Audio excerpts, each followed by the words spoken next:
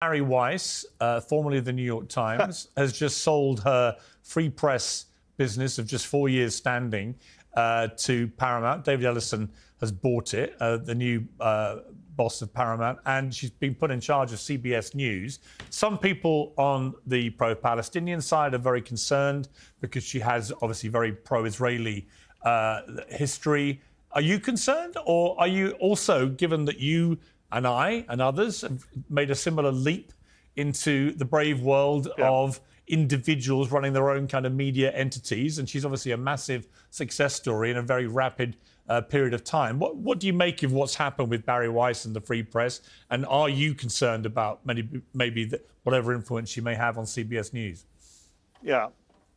No, I'm very concerned, and sorry to do a second plug for Zateo. I don't normally do this, but we just ran a big piece last night from my colleague Prem Tucker talking to insiders at CBS News who make the point that some of the stuff that Barry Weiss ran at the Free Press wouldn't even meet CBS editorial standards. They would get fired at CBS for running that stuff. CBS News it's not perfect. I have many criticisms of CBS News, like you do of all mainstream media, but they just ran a very good investigation last week, Piers, about how Israel bombed the flotilla in Tunisia, even denying it was them. But they spoke to US intelligence and showed that actually Netanyahu signed off on a drone strike on the flotilla. Is that the kind of story that Barry Weiss would publish under her reign at CBS News? She is a self-described,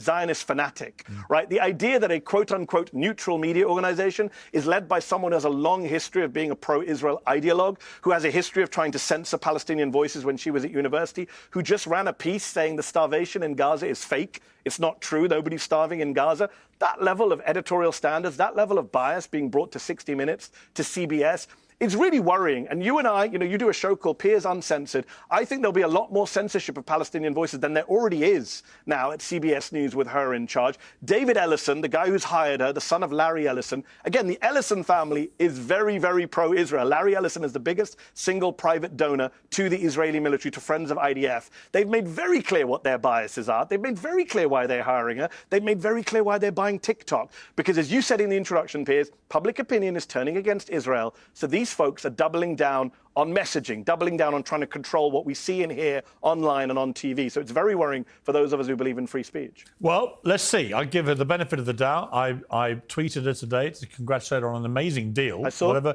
Whatever people think, it's an amazing turnaround. I mean, you and I know it's not worth $150. You and I both know it's not worth $150 million. That is the Ellisons taking care of Barry.